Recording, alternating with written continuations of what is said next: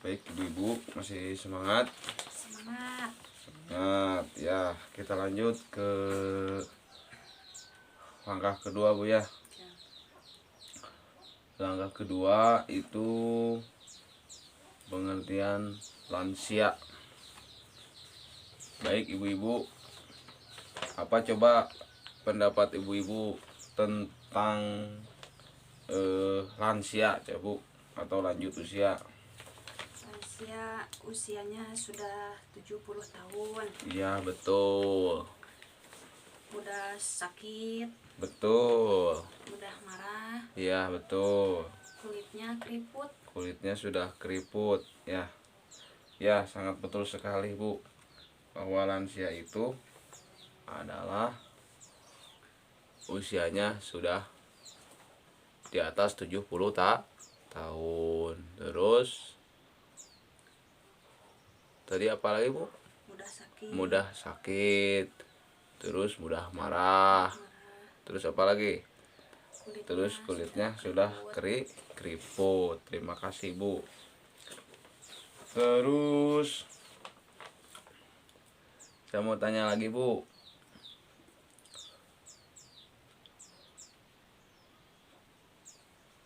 siapa saja lansia yang tinggal di rumah kita? Ada nenek sama kakek. Ada nenek, kakek, abah ya. Ada abah ya, betul. Sangat betul sekali. Nah, secara umum bahwa yang dikatakan dengan lansia itu adalah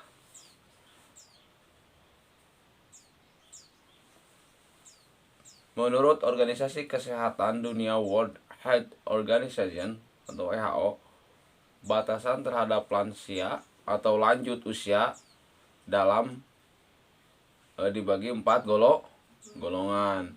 Yang pertama apa bu? Coba Ibu Fitri, yang pertama apa? Usia pertengahan 45 sampai 59 tahun. Iya, usia pertengahan 45 sampai dengan 59 tahun. Yang kedua adalah lanjut usia 60 sampai dengan 74 tahun. Yang ketiga lanjut usia tua 75 sampai 90 tahun. Yang keempat lanjut usia sangat tua di atas 90 tahun. Menurut Undang-Undang Nomor 13 Tahun 1998, Ketentuan Umum Pasal 1 ya, ayat 2, lanjut usia adalah seseorang yang telah mencapai usia di atas 60 tahun. Catatannya lansia yang mendapat bantuan. Bantuan apa? Bantuan PKH ya, bantuan program keluarga harapan. Ini kewajiban ya untuk negara memperhatikan, yaitu bantuan terhadap lansia. Di ayat 3, lanjut usia potensial. Lanjut usia potensial. Lanjut usia potensial apa bu? Adalah lanjut usia yang masih mampu melakukan pekerjaan dan atau kegiatan yang dapat menghasilkan barang dan jasa. Nah, ini mah masih potensial, bisa berproduksi, masih menghasilkan uang. Intinya masih bisa berusaha untuk menghidupi dirinya.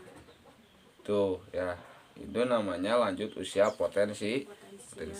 Bagus Ibu Fitri. Terus ayat keempat, lanjut usia tidak potensial adalah lanjut usia yang tidak berdaya mencari nafkah, sehingga hidupnya tergantung pada bantuan orang lain. Nah, ini harus kita perhatikan ya, bahwa yang namanya kakek, nenek, mbah kita itu perlu diperhatikan. Bayangkan kalau kita sudah tua, karena yang namanya tua adalah masa depan kita yang akan datang. Karena kita kalau panjang umur akan tua. Sayangilah nenek kita, orang tua kita, itu adalah masa depan kita di masa yang akan datang. Kalau kita menyayangi mereka sebagai orang tua kita, nenek kita, mbah kita, insya Allah kita juga akan disayangi oleh anak kita, ya. Terus lanjut, masih semangat Bu? Semangat, bagus. Nah, itu adalah mengenai tentang flip card ya, pengertian lansia ya.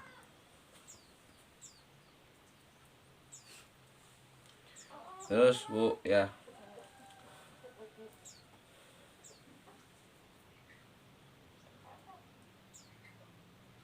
paham ibu-ibu kira-kira? Paham. Mudah-mudahan paham ya. Terus apa tadi? Lansia itu ada berapa? Lansia itu ada 4 golongan. Pertama, usia pertengahan. Ya, 45 tahun sampai dengan 59 tahun. Yang kedua, lanjut usia 60 tahun sampai dengan 74 tahun. Yang ketiga, lanjut usia tua. Umurnya udah berapa Bu? 75 tahun sampai 90 tahun. Ya, 75 tahun sampai 90 tahun. Lanjut usia sangat tua, yang terakhir yaitu di atas 90 tahun. Bagus. Nah, terus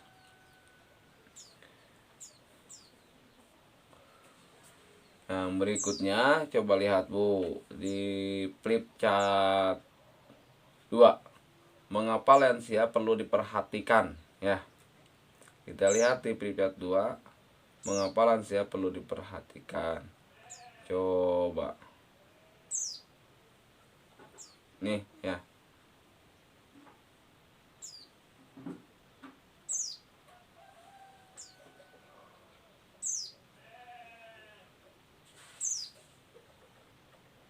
Amanat Undang-Undang Nomor 13 Tahun 1998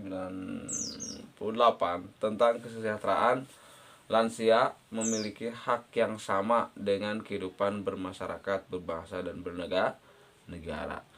Nah, yang pertama yaitu bahwa lansia wajib memiliki hak ya yang sama dalam kehidupan bermasyarakat dan bernegara, ya, berbangsa dan bernegara.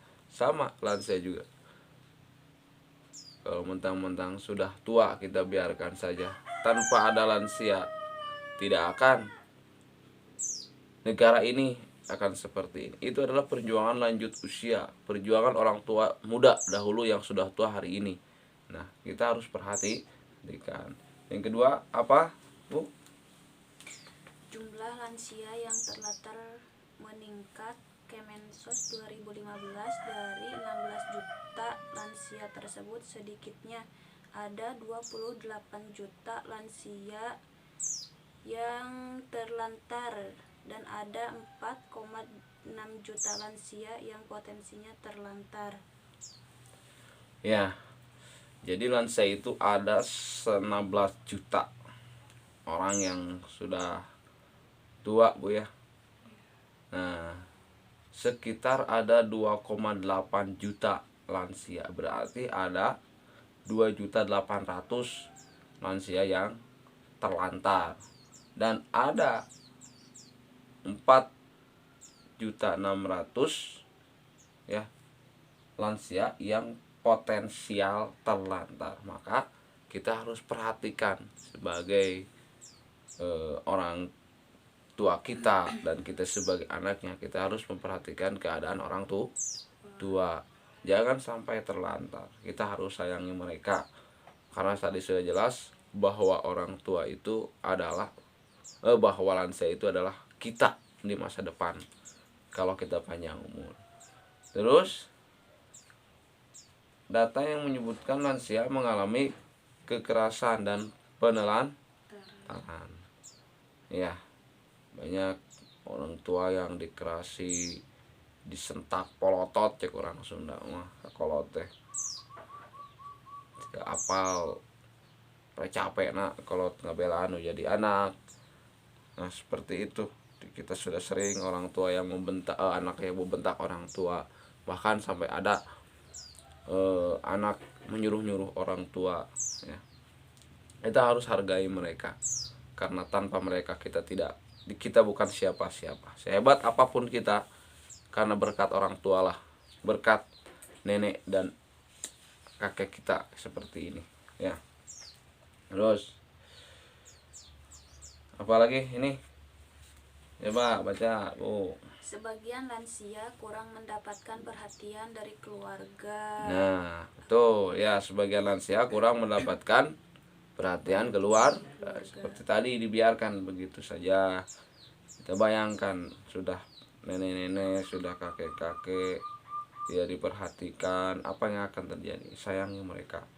Terus lansia adalah potret kita di masa yang akan datang. Betul, bahwa lansia itu adalah kita di akan datang seperti itu. Bayangkan ya, kalau kita tidak sayang sama orang-orang yang lebih tua, apa jadinya?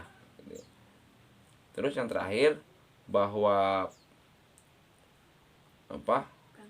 panti lansia itu atau panti jompo itu terbatas di kita, sehingga banyak yang terlantar. Jangan sampai diterlantarkan ya.